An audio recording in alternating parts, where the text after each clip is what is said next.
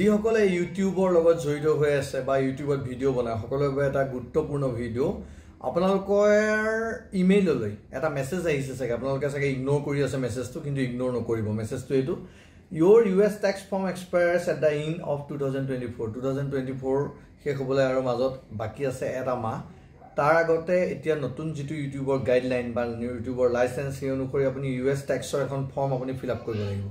একদম সমুখে কৈছো সেই US ট্যাক্সৰ ফৰ্মখন কেনেকৈ ফিল আপ কৰিব এই গুটেইখিনি লৈ আহিছো মই এই ভিডিঅ'টো স্কিপ নকৰাকৈ চাওক আৰু ভালদৰে বুজি লওক কি হয় এখন সকলোলৈকে এই মেইলটো আহিছে চাগে আপোনালোকে জানে এই মেইলটো সকলোলৈকে আহিছে এতিয়া এই মেইলটো যেতিয়া আহিছে আপোনালোকে কৰিবলগীয়া এটা কাম হৈছে কি আপোনালোকে প্ৰথমতে কি কৰিব লাগিব আপোনাৰ চেনেলটোত যাব লাগিব চেনেলটোত গৈ পেলাই আপুনি যেটো ক্ৰিয়েটৰ ষ্টুডিঅ'টো অন কৰি ললে এনেদৰে আপোনাৰ সন্মুখত ওলাই পৰিব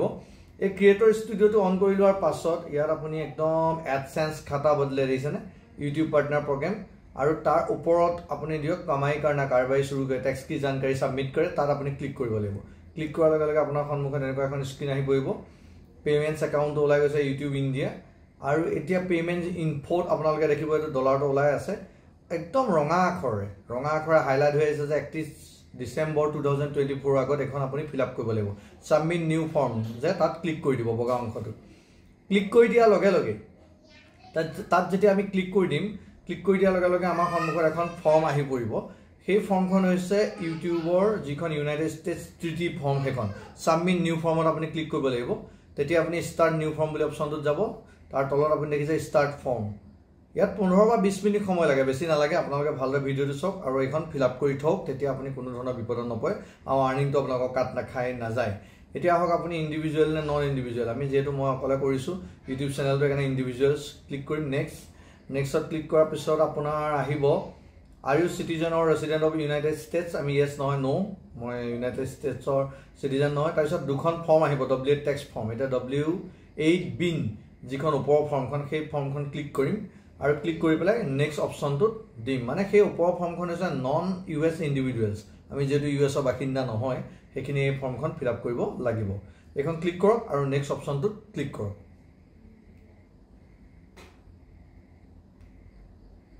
এতিয়া এই W8 bin যিখন ফৰ্ম এখন আহি গল ট্যাক্স আইডেন্টিটি নিজৰ নাম আহিব তাৰ পিছত আপোনাৰ ডুইং এজ বিজনেস এটো আপোনাৰ লিখি দিব আপুনি কি কৰি আছে ভিডিও ক্ৰিয়েটৰ তাৰ পিছত কান্ট্ৰি সিলেক্ট কৰিব ইন্ডিয়া আমি যেটো ইন্ডিয়াৰ হয় so we select India after that কান্ট্ৰিখন সিলেক্ট কৰাৰ পিছত আপুনি এটো যদি আছে ফৰেন টিন এটো আপুনি GST নম্বৰটো দিব লাগিব দেই GST নম্বৰটো দিব লাগিব নতুবা আৰু বেলেগ এটা নম্বৰ দিব লাগিব লাষ্টলৈকে চাই থাকক তাৰ পিছত আহিব এড্ৰেছটো আপুনি পুৰাই দিয়ক ইন্ডিয়া নিজে আহি যাব অটোমেটিকলি তাৰপিছত আপুনি নিজৰ যেটো ঘৰৰ এড্ৰেছ সেটো পুৰাই দিয়ক মই মোৰ ঘৰৰ এড্ৰেছ যেটো মই যোৰহাটৰ কাকজানৰ বাসিন্দা যোৰহাটৰ কিনে মোক যদি কিবা কিবি থাকে তেতিয়ালে যোগাযোগ কৰিব পাৰে ইউটিউবৰ লগত জড়িত আই অলৱেজ ৰেডি ফৰ ইউ তাৰপিছত আপোনাৰ সিটিটো আহিলে পিন কোড দিয়ক পিন কোডটো মৰাৰ পিছত আপুনি ষ্টেট সিলেক্ট কৰক এখিনি মই কৰি গৈছো কৰি যোৱাৰ পিছত আপোনাৰ মেইলিং এড্ৰেছ আৰু পাৰ্মানেন্ট এড্ৰেছ সেম সো টিক মাৰি দিলো তাৰ পিছত আপোনাৰ নেক্সট অপচনটো ক্লিক কৰিব এতিয়া আহিব ট্যাক্স ট্ৰিটি মেইন যেটো অপচন ট্যাক্স ট্ৰিটিটো আহি গল এতিয়া ট্যাক্স ট্ৰিটিত কি কৰিব লাগিব আপুনি যেটো দেখিছে no I am not eligible for reducing withholding rate হেতু নহয় তাৰ তলৰটো yes I am eligible for reduce withholding rate হেতু ক্লিক কৰি পেলাই নেক্সট কৰিব লাগিব নেক্সট কৰিলে কান্ট্ৰিখন আহি যাব দেখিছেনে ইন্ডিয়া সিলেক্ট হৈ আছে তাৰ পিছত আপুনি এই যেটা তিনটা অপচন আহিব তাতে এই তিনটা অপচন আহিব এনেদৰে মই গতে ক্লিক হৈ আছিল মই ক্লিকটো বন্ধ কৰিছো এনেকৈ আহিব তিনটা অপচন আদাৰ কপিৰাইট ৰয়্যালটিজ বিজনেস ইনকাম আৰু মোশন পিকচাৰ্ছ এণ্ড টিভি ৰয়্যালটিজ গুটেকিটা আপুনি ক্লিক কৰিব লাগিব প্ৰথম আমি সাৰ্ভিসেছ অৰ আদাৰ বিজনেস ইনকাম তাত আৰ্টিকল পেৰাগ্ৰাফ চুজ কৰিব আৰু উইথহোল্ডিং ৰেট আপুনি 15% চুজ কৰিব লাগিব ৰিজন স্পেশাল ৰেট এণ্ড কন্ডিশনছ মই দেখাই দিছো জিৰ' কলে অকমান টান বুলি ভাবে চাই লওক এবাৰ 0% হ'ব দে এটো 0% ফিল আপ কৰিব দুই নম্বৰটো সাৰ্ভিস অৰ আদাৰ বিজনেস ইনকাম এটো 0% ৰিডিউস ৰয়্যালটি হ'ব তাৰ পিছত আহিব motion and picture and TV royalties তাত আপোনাৰ আৰ্টিকল পেৰাগ্ৰাফ হেতু 15% ৰিডিউস ট্ৰিটি হ'ব হেতু ইন্ডিয়াৰ লগত যেটো US ৰ ট্ৰিটি হৈ আছে মানে ট্যাক্স ট্ৰিটি হেতু তাৰ পিছত একেবাৰে ওপৰত যাব লাগিব ওপৰত যেটো থাকি আছিল আদাৰ কপিৰাইট ৰয়্যালটিজ হে আদাৰ কপিৰাইট ৰয়্যালটিজটো ক্লিক কৰিব ক্লিক কৰাৰ লগে লগে তাত আহি পৰিব আপোনাৰ আৰ্টিকলৰ পেৰাগ্ৰাফ ৰব দেই অকমান নেটটো স্লো আৰ্টিকল 12 এণ্ড পেৰাগ্ৰাফ 2 আহি গল তাত গত 15% ৰিডিউস ট্ৰিটি ৰেটত সিলেক্ট কৰিব এটো সকলোৰে কাৰণে একে হ'ব তাৰ পিছত আহক নেক্সট অপচনটো ক্লিক কৰক নেক্সট অপচনত ক্লিক কৰিলে activities and service perform in US আহিব সেইটো আমিতো যেহেতু আমি ইউএছৰ ভিতৰত পাৰফৰ্ম কৰা নাই সেইকাৰণে এটা আমি নোয়ে দিব লাগিব তাৰপিছত আহক এটা নেক্সট অপচন আমি ক্লিক কৰিলো সব আকৌ এবাৰ দেখুৱাই লৈছো আৰ্টিকলটো এবাৰ সিলেক্ট কৰিলো এটা নোহোৱা হৈ যায় মাজে মাজে কেতিয়াবা নেটৰ ইস্যু এটো সাৰ্ভাৰ ইস্যু অলপ টাইম দিব লাগিব নিজকে